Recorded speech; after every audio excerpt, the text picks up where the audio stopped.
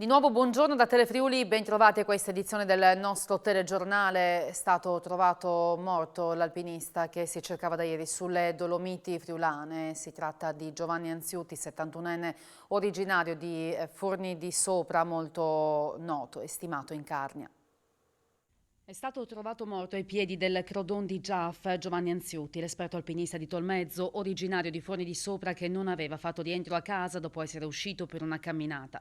Il 71enne era partito dalla sua abitazione di Forni di Sopra, diretto a uno dei torioni che sovrastano Forcella Scodavacca nelle Dolomiti friulane. Da dell'allarme, ieri pomeriggio, era stato il figlio che non l'aveva visto rientrare a casa. Il corpo è stato trovato questa mattina dal soccorso alpino e dall'equipaggio del SUEM sul versante veneto durante la prima perlustrazione con elicottero della Protezione Civile. A recuperarlo l'elicottero Falco di Pieve di Cadore, con a bordo il medico per la costantazione del decesso. All'origine della tragedia la rottura dell'ancoraggio sul quale l'uomo si stava calando in corda doppia dopo aver raggiunto la cima. La scomparsa di Anziuti desta un grande cordoglio in Carnia e nell'ambiente alpinistico. Vanni, così lo chiamavano tutti, era persona molto stimata, cordiale, sempre impegnato in attività associative. Era presidente dell'ASCA, l'associazione delle sezioni CAI di Carnia, Valcanale, Canal del Ferro, con la quale organizzava il festival letterario Leggi Montagna. Era anche consigliere all'interno del CAI di Forni di Sopra. Un operaio è stato colto da un malore questa mattina mentre stava lavorando su un traliccio dell'alta tensione. È accaduto in via Pozzuolo a Udine. È stato soccorso dall'equipe medica di un'ambulanza. Sul posto anche i vigili del fuoco. C'è stato uno scontro tra due mezzi della nettezza urbana a Morsano al Tagliamento. Il singolare incidente si è verificato nella centrale via Roma poco dopo le 6 di questa mattina. I due veicoli si sono inavvertitamente scontrati e quello più piccolo si è rovesciato sulla fiancata al centro della carreggiata. Per la messa in sicurezza dei veicoli, uno dei quali alimentato a metano, è intervenuta la squadra dei vigili del fuoco di San Vito al Tagliamento. I conducenti non sono rimasti feriti, non è stato quindi necessario il soccorso sanitario. Sul posto invece per la viabilità anche la polizia stradale. La collaborazione tra governo nazionale e regione sui temi sul rafforzamento dell'attività di contrasto all'immigrazione clandestina è stata al centro di un incontro questa mattina tra il governatore del Friuli Venezia Giulia con il sottosegretario di Stato all'interno. Tra i temi trattati la necessità di riattivare le ammissioni, la questione dei minori stranieri non accompagnati, l'utilizzo di strumentazioni elettroniche avanzate per il controllo del territorio e il potenziamento delle pattuglie miste Italia-Slovenia, ma anche l'analisi dei flussi internazionali di un fenomeno definito in forte espansione. Si avvia alle possibili battute finali la vicenda Prosecco-Prosek dopo giorni di dure polemiche in merito ai danni per la filiera italiana che potrebbe causare il riconoscimento dell'identificazione geografica protetta del vino croato. Questa mattina il ministro delle politiche agricole Stefano Patuanelli, che è uno dei maggiori difensori delle bollicine italiane, ha tenuto un'informativa al Senato. Ad oggi, ha affermato, non è stata ancora presa una decisione definitiva sulla registrazione. La normativa europea ci consente di far valere in sede di opposizione le nostre ragioni. Ad oggi la Commissione ha semplicemente dato l'assenso alla pubblicazione in Gazzetta della domanda. Patuanelli ha ribadito anche in questa sede ciò che ha affermato appena il caso è esploso, vale a dire che il nostro Paese si opporrà in ogni modo possibile e che la Commissione europea dovrà tenere conto di queste controdeduzioni italiane. Faremo opposizione formale, ha annunciato nell'informativa al Senato, nei 60 giorni decorrenti dalla pubblicazione della richiesta in Gazzetta Ufficiale, non ancora intervenuta. E sulla tematica è intervenuto anche il presidente del Comitato delle Regioni dell'Unione Europea, Apostolos Tzitzikostas, che ha incontrato oggi a Trieste il presidente del Consiglio regionale del Friuli Venezia Giulia, Piero Mauro Zanin. L'Unione Europea ha le sue regole, ha detto, ma ci dovrebbero essere azioni per non indurre in errore i consumatori. Questa è la priorità assoluta per l'Europa e sono sicuro anche per l'Italia. Il Prosecco, ha aggiunto, il vino che porto nel mio cuore, è tipico di questa regione. Ha aggiunto ricordando poi che in Grecia c'è lo stesso problema con il formaggio feta.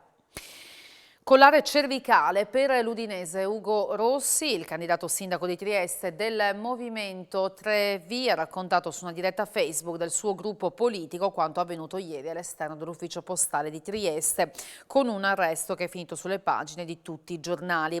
A parte qualche acciacco, sto bene, ha premesso il Novax friulano, che poi ha ripercorso quanto accaduto in via Sanzio in una ricostruzione nella quale non ha mancato di puntare il dito contro l'operato dei carabinieri di Trieste, raccontando nella sua versione di trovarsi davanti all'ufficio postale solamente per supportare la sua capolista ripresa dal direttore delle poste perché trovata all'interno dello sportello senza mascherina.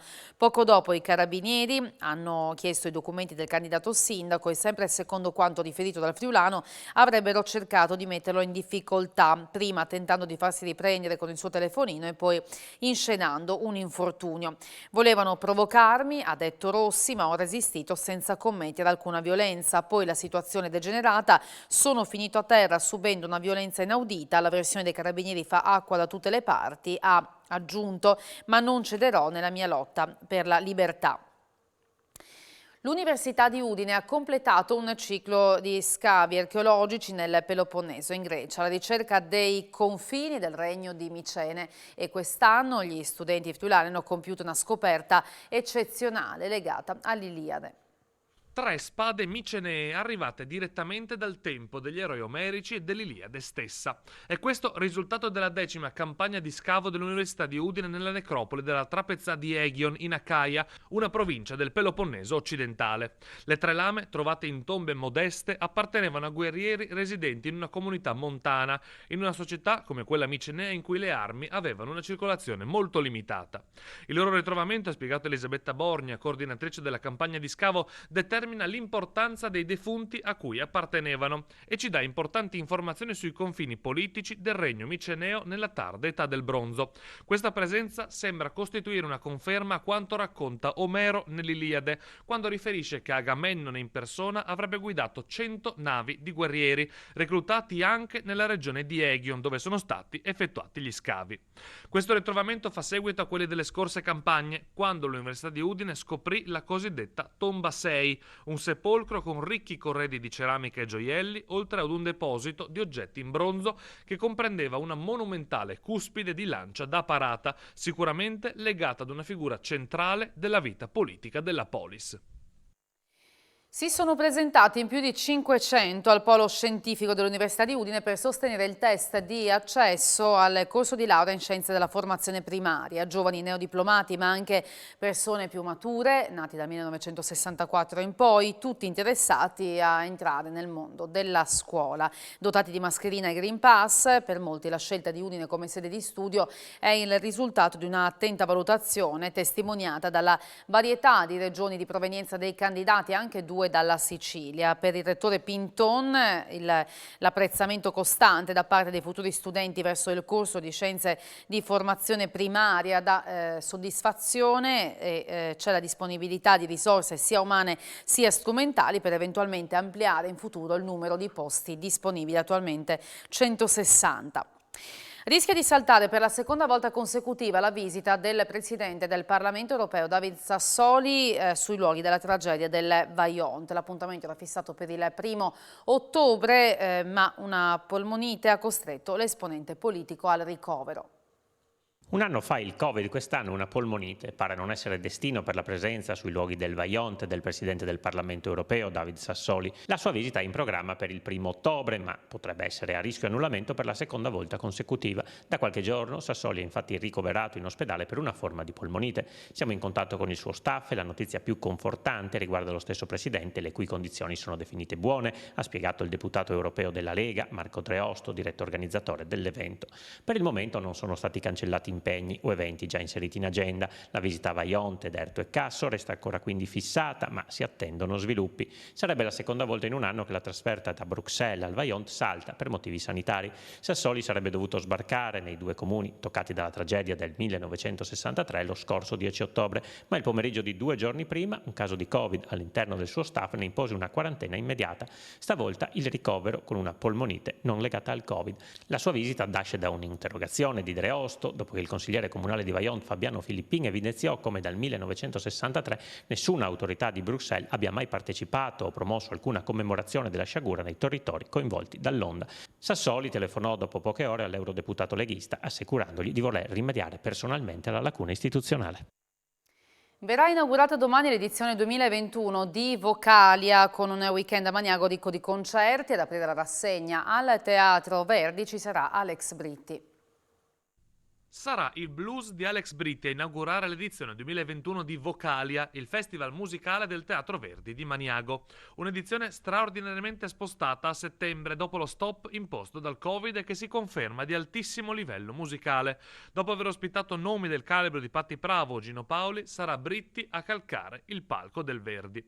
Un'edizione dedicata ad alcune sfaccettature del blues, ha commentato Gabriele Giuga, direttore artistico del festival, perché cominciamo con Alex Britti, conosciutissimo per le sue doti di bluesman, poi ci sarà Irene Grandi, cantante che noi conosciamo come rocker, con un progetto nuovo legato al mondo del blues. E chiudiamo con i Matt Bianco, una band inglese, per dimostrare al nostro pubblico quali sono le strade che ha seguito il blues successivamente alle origini. Vocalia è un festival importantissimo per la città di Maniago e per tutta la regione, ha invece sottolineato l'assessore comunale alla cultura Anno Olivetto, perché rappresenta un evento centrale nelle attività culturali della nostra comunità. Io vi lascio tra poco agli approfondimenti di A Voi la Linea. Grazie per aver seguito il nostro telegiornale. Buona giornata, arrivederci.